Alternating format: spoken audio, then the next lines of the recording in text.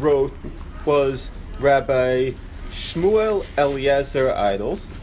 He wrote 2 commentaries on Shas. He wrote he wrote a commentary on Shas and a commentary on the Ein Yaakov. His commentary on Shas focused on halachic sugyas, and his commentary on Ein Yaakov was on the Ein Yaakov. Ein Yaakov is an anthology of all the agadot, the legends, fables, all sorts of things that in the Gemara other than halacha. When his commentary is listed in the Gemara, are both commentaries given with the Ein Yaakov commentary on the Agadic part? No, so they're printed together as one thing. Oh, okay, got it. And they're in different prints in some editions. In most editions, the Agada commentary is in even smaller and less legible microprint than the halacha commentary, which is already pretty like this. So I wanted to explore his approach to Agada and why they're printed in one shot, and why they're printed together in the Gemara. First of all, I think it's I think that it is very obvious why they're printed together. I mean, raise your hand if you've learned Gemara in the last year. Yes. Okay. When was the people who learn Gemara? When was the last time you opened an Ein Yaakov? Huh? My Chabrusa did last night. Okay. I did. I've never opened it before, but yeah. If you go to a Chabad of Washington Heights on Shabbat afternoon, I think they learn that. Yeah. But isn't Ein Yaakov an excerpt from the Gemara? Yeah. Yes. So it's a book, right? Well, it's an That's my point. It's an anthology of Agadata. And there's also a corresponding halakha. Yeah, there's what? I mean, I guess there's a riff. Well, there's the riff, but it's not quite the same thing. It's my understanding that when the Gemara was censored and forbidden, it was split into the Agadic part and the halakhic part. So, I've heard that as an urban legend. I have not ever found the halachic part. And Ein Yaakov was written in a time and place when where the Gemara was not censored. I'll look into it. Yeah. So, anyway, the Maharsha wrote 2 commentaries because essentially we're talking about 2 separate disciplines.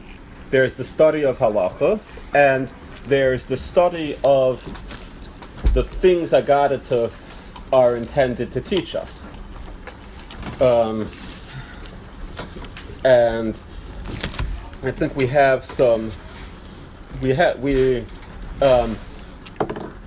And we in general have some preconceived notions about what Agadata is and what it's supposed to be about, and we'll get to his approach there. But in the end, I want to read in the introduction to the Chidushe Halachos what he says about how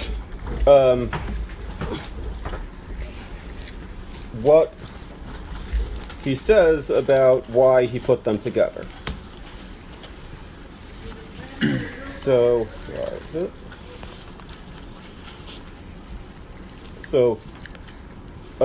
First of all, he says that it's impossible to separate. In his commentary to the Chidushe Halachos, he says, "Gam et be'akitzer kama devarim hashayachim lalachos gam la'agados, va'ani lo hevesiv rak b'makom echad mishneim lefi ha'inyan." He says in the introduction to Chidushe Halachos that where in the section where he is basically he's very apologetic. You'll notice there's a very apologetic tone to this work, where he apologizes for the problems with the work. He says that there are lots of agadata that it's not entirely possible to separate the halacha from the Agada, even though the Gemara itself tries to. So he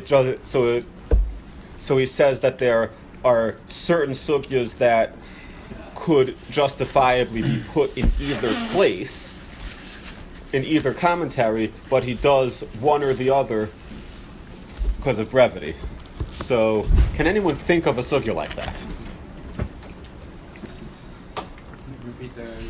That could just as easily be put in the Chidushei Halachos as the Chidushei Agados. The apostate city? Oh, yeah, perfect. It's the Ir Hanidachas Lo Haya V'Lo Nivra. If it didn't happen, and the whole thing is there to learn, Derosh V'Kabel Schar, is how the Gemara describes the Ir Hanidachas. Expound on it, specifically practice drasha on it. We're going to see that the Maharsha's understanding of the discipline of drasha, he says, the Gemara explains that the Ir Hanidachas never happened, and never will happen, and is impossible to happen, so Derosh V'Kabel Schar, practice drasha on it, in other words, make agadata about it, and be rewarded for learning Torah. In other words, it's purely theoretical Torah. Yeah, that could be an agadata. But paradoxically, there was someone in the Gemara who said that he sat on the tombstone. No, that was a Ben Sora Umara. Also, the Ir Hanidachas is in the same passage as I. The Ir Hanidachas is in the same passage in the 8th parak of Bava Basra, but where it talks about the three things that never happened: the Bayis Hamanuga, the Ben Sora Umara, and the Ir Hanidachas. But the grave thing is about the Ben Sora Umara. Right, but the Ir Hanidachas is also someone that says that he was descended from it or he heard about it. We can look it up later. Yeah. So, any others? On the sugya too about at the end about moving to Israel and not moving to Israel, like not leaving Bavel. So how is that agada? So, I mean, at least part of it appears to be agada, like the Shalosh Shavuos. Yeah. But part of it appears to be halacha. So that's another good example, because the halachos and the agados are meshed together. Because the sugya itself contains both. Right. Okay. Now, in the introduction to Chidushei Halachos, we don't find where he explains why he wrote that. It's pretty much what is to be expected. He says that he wrote it because he and his friends wanted to have notes on their Gemara, and he says, "V'hineni mevakish mikol chacham ma'ayin b'chiburi zev v'yira behem l'fumriyata dvarim uvanim l'fi pshuto." He says, if a real scholar, he says, the Maharsha says, who is essential to learning Gemara, and says, if a real scholar looks at this and sees something that at first glance is obvious, the Yomer Zil Kari Beirav, and said, he says, this is like, go back to school, this is obvious, this is not a chiddush. This is my apology. This is not meant for scholars. In other words, it's not a book of pilpul. It's not meant to impress. It's meant to elucidate. It's for notes, zikaron. It's reminders. It's notes for me, my friends, my circle of students who will listen. In other words, it's notes on the sugya, and that's it. He doesn't really go into a grand unified theory of halacha, because each sugya has to be discussed in its own right. But in the Chiddushei Agados, he has an approach to Agadata. So, find where he starts, and again I apologize, while you can find the Maharsha on Shas online pretty easily, they don't have the Hakdamos. This, you can change, that will hopefully change soon, but as of now it's not accessible, so we don't have handouts. So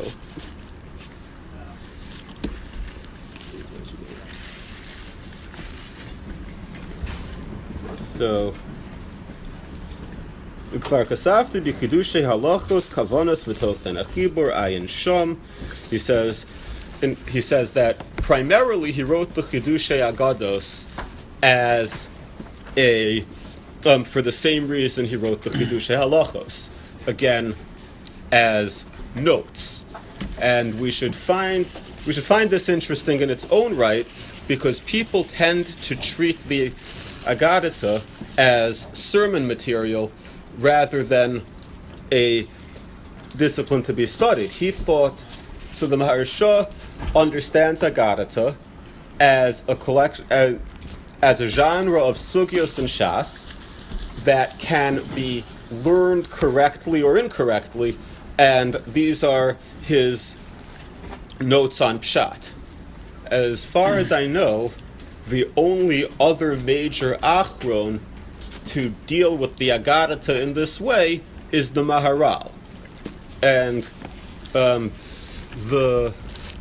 Maharal is much more systematic. He lays out a system of he lays out a symbolic vocabulary for what different things, for what different symbols mean across Shas and even Tanakh. For example, he has the number, he has this whole thing. Numbers represent concepts.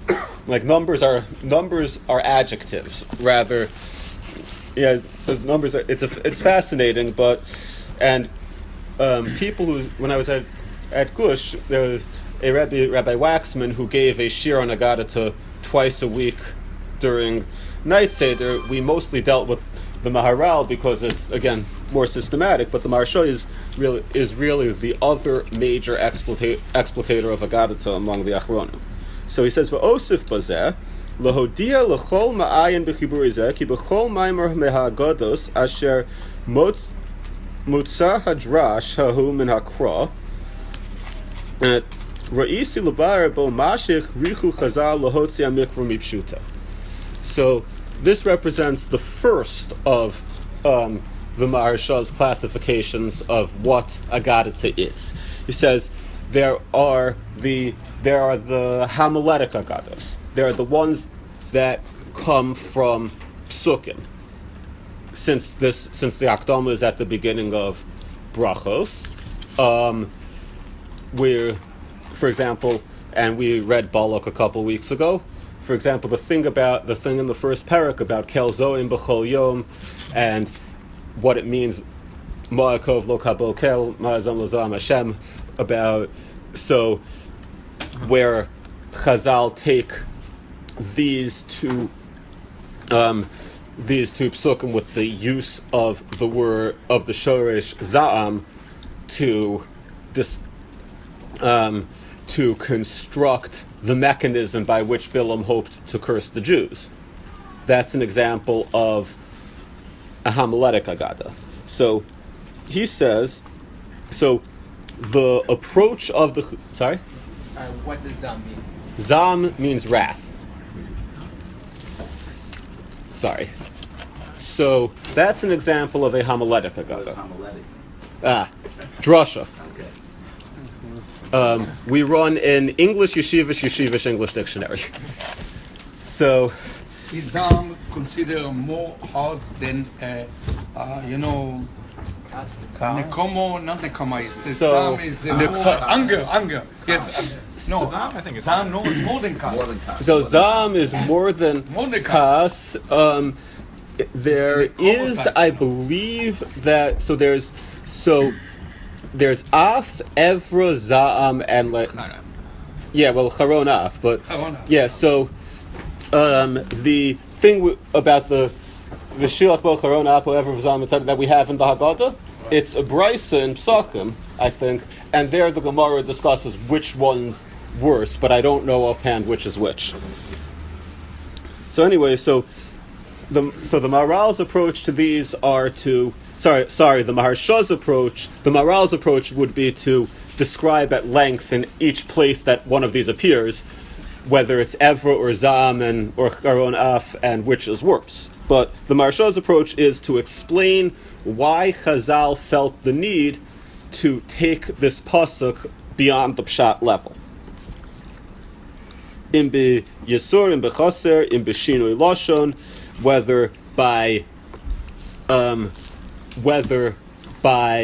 kind of adding to the story, like the example I gave with Bilam, whether by taking out.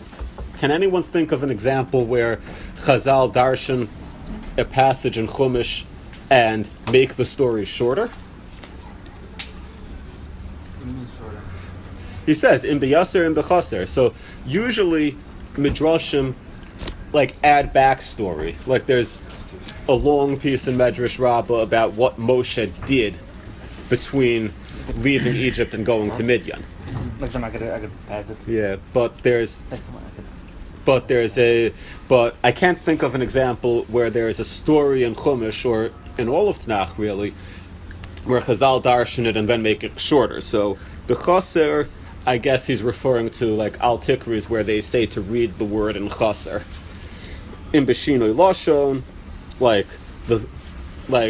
to pick an example from the Siddur, Al Tikri Banayach Ela Bonoyach, Im Be'inyan Soser Me Inyono, or sometimes it takes it away from the topic entirely.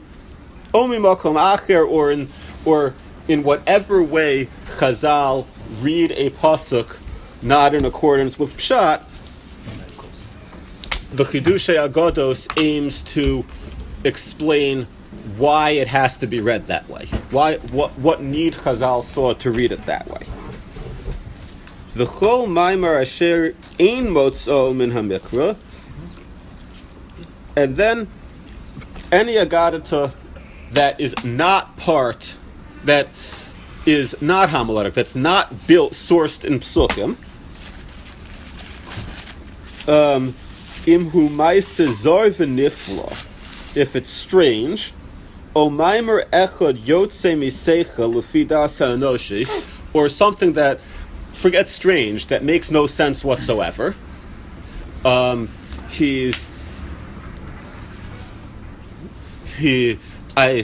The classic example, actually the one that he mentions in the introduction to Chedushei Halachos, are the sea stories or the fish stories in the 5th parak of Bava Basra. So Amarti lebar bo hadvarim krovim leinyanu b'derech mashal umelitza sovlim hanimshal. He attempts to recover the allegorical meaning in a way, sovlim hanimshal, that the moral is tolerable to the fable. In other words, he's trying not to engage in apologetics, but actually figure out what it means.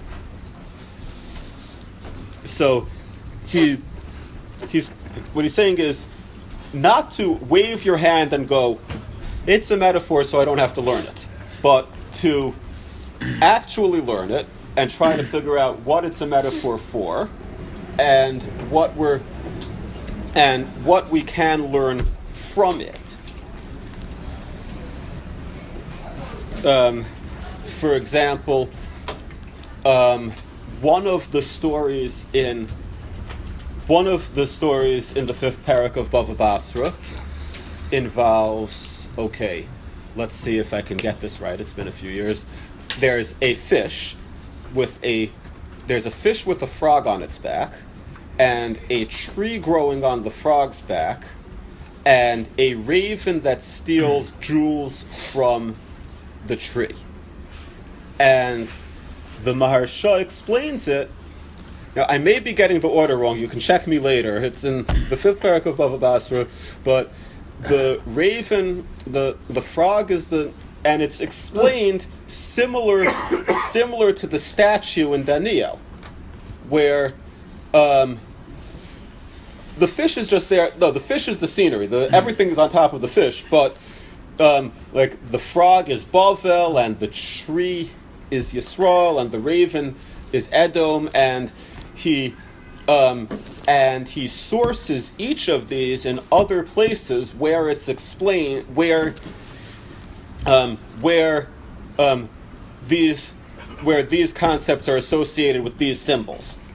I'd like to ask you what might amount to a sociological question. Yeah. For most of Gadita over the years, I've either heard people take it absolutely literally on the one hand, or on the other hand, say we don't interpret a Gadita.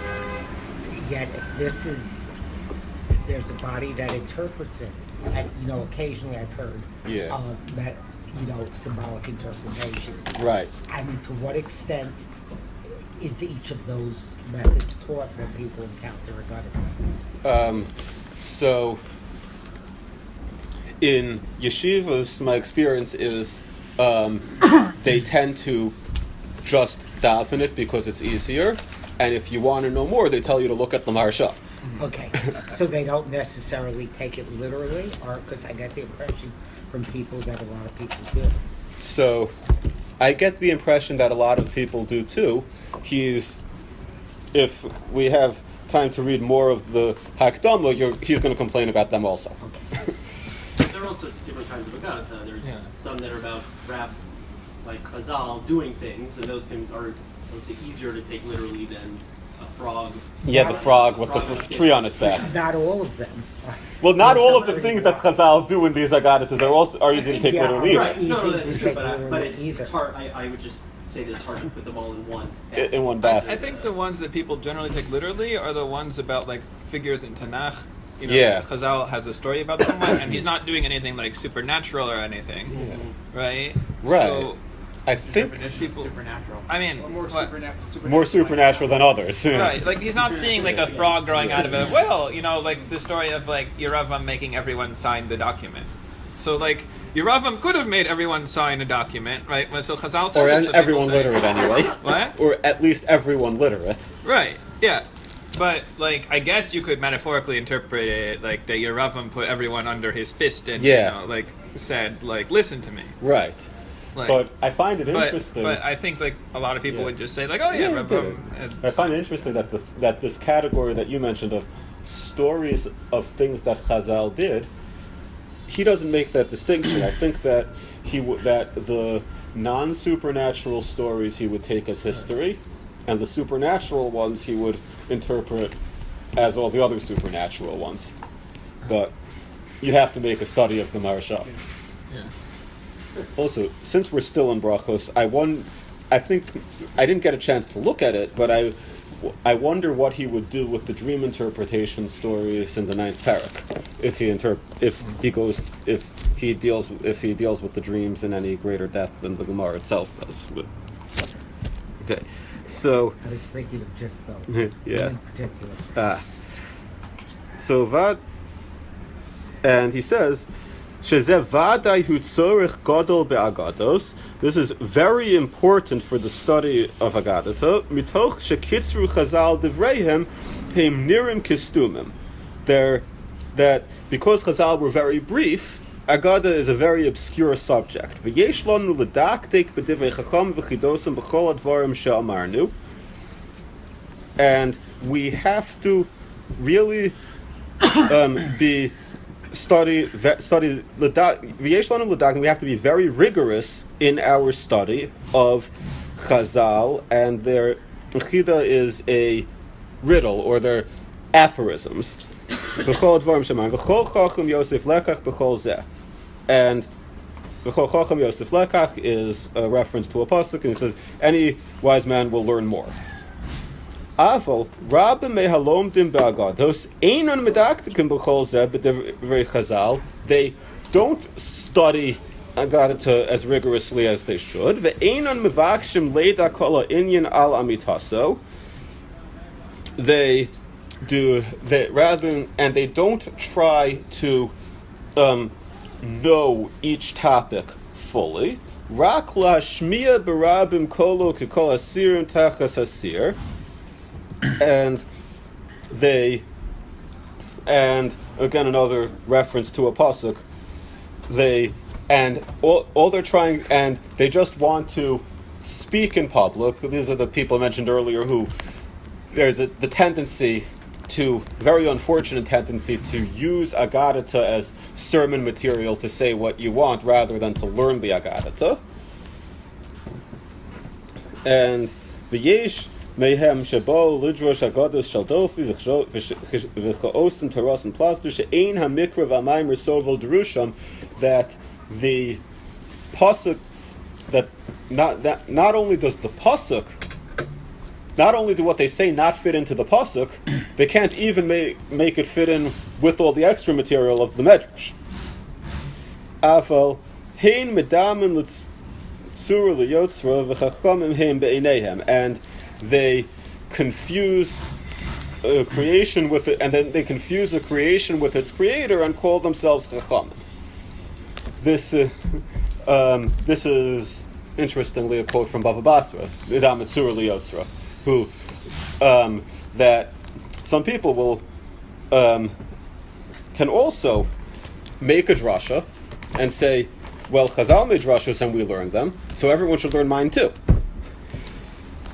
And there's actually somebody who does that. I won't say a name, but sometimes you find Rashi and Chumash will put together two distinct topics. Yes. Because of similar words. There's one Rav who has a whole program. Yeah. Fascinating. I don't only listen to one or two of them, but he takes, let's say, Mitzorah with Avram Avinu. He'll take topics that seem completely unrelated, and because the Torah uses the same words, he makes his own Gzeir Shabbos almost and comes up with interesting pshatim. Now, that's, I think, I think that is what he's talking about, but I think that his problem is not with doing that, but with taking it too seriously. Because if you're going to accept that Agadah and Medrash are disciplines in their own right, like Miktzos and Torah, like Psak, like Mikra, and they're their own genres of Torah, then it makes sense that if someone can write Lamdus, someone can write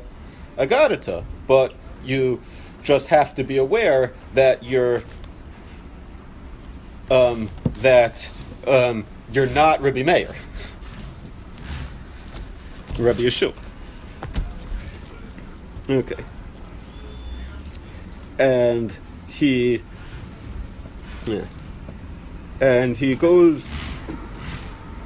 goes on in this vein for a while, and he goes on in this vein for a while, explaining why it's important to actually learn Agadata rather than just read it. But at the end, he changes the subject, and he complains about the text of printed Gemaras themselves. This is one of these interesting historical asides that you will only find in Hakdamos, because this is where you can put all these digressions. He says, Re'isi od lahazkir b'dover hanogea gam b'halachos. There's something here that applies to halachic sugyas as well. Sheyesh mechach mehador, there are contemporary scholars, shenira lahem mitoch kushya v'diktuk ma lehagia b'gemara perish tosfos, that based on internal inconsistencies or other reasons, they find they want to edit the text of the Gemara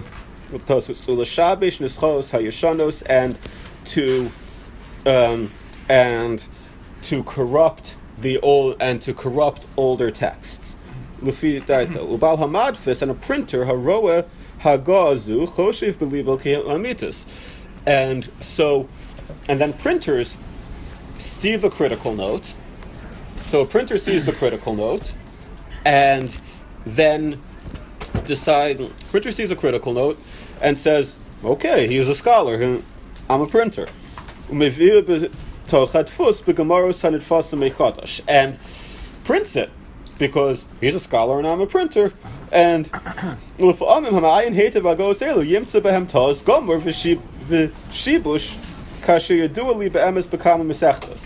then sometimes the critical note is wrong. Then what are you going to do? Keep it fusim chadash and ninsu kama hagos b'gemara perish tosfos b'choser u'b'giraon she'ein lahem ikur v'shorish that make no sense and ruin the meaning. Aval heim tos gomer l'ma'ayin b'hem ki kol hatzorich, and as is blatantly obvious to anyone who studies them carefully enough. V'nischos ha'yishanos yisharos heim bli haga, and the older version of the text was right. V'yesh l'kol ha'yarei v'chored al dvar Hashem l's'orer b'zeh, and he says that everyone God-fearing should complain about this. And sure enough, everyone did, and currently all printed Gemaros follow his suggestion, which is, where is it? Shelo yashgiach b'shum hagah she'ein b'ru pshuta lakol, to ignore any critical note that is not completely and obviously correct. V'gam im yeh nira lo hagah brura yaniach nuscha yeshana b'mkoma, and even if you find a critical note that is important, for example, many places across Shas, there are prefixes are reversed, Rabba versus Rava, Rav versus Rabbi. We leave the old girsa in place. V'yamid ha'hagah min hatzad begilyon. Which is the old girsa? Meaning even when we make corrections to the text of the Gemara. The examples you gave, which one's the old or which one? I thought you were referring to saying. So no, he's not talking about a specific text. He's talking about whatever text the printer is printing from. Yeah, the Gos HaBach, and they're the ones made by the Bach, and there are ones made by editors throughout the ages. Those are the ones that get the asterisks without Stuck a name. it in the Haggas. Yeah, they didn't consider hiring proofreaders.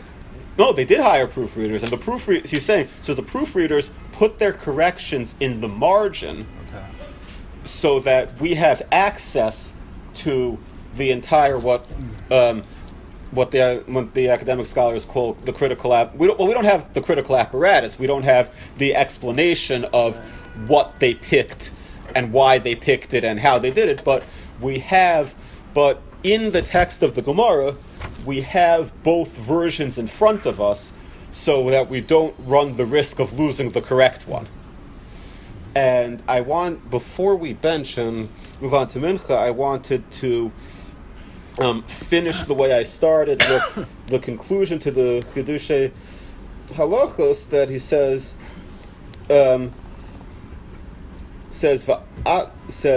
Hineni roa ata mechach mea talmud. Now after I wrote 2 books on the Talmud, and Roa Michach Mea Talmud, I see from Chazal, She'asu Chibur Echad Me Halachos V'Agados, they themselves wrote 1 book of Halacha and Agadah. Ki Torah Achas Hilanu, because we have, at the end of the day, 1 Torah. That God gave us a whole Torah containing both, and we have no right to ignore one discipline or the other. Ki Torah achas hilanu, we have 1 Torah, b'pirusha shel Torah, with the explanation of the Torah, that is the Torah shebal peh. We have 1 Torah, 1 Torah shebeksav, 1 Torah shebal peh.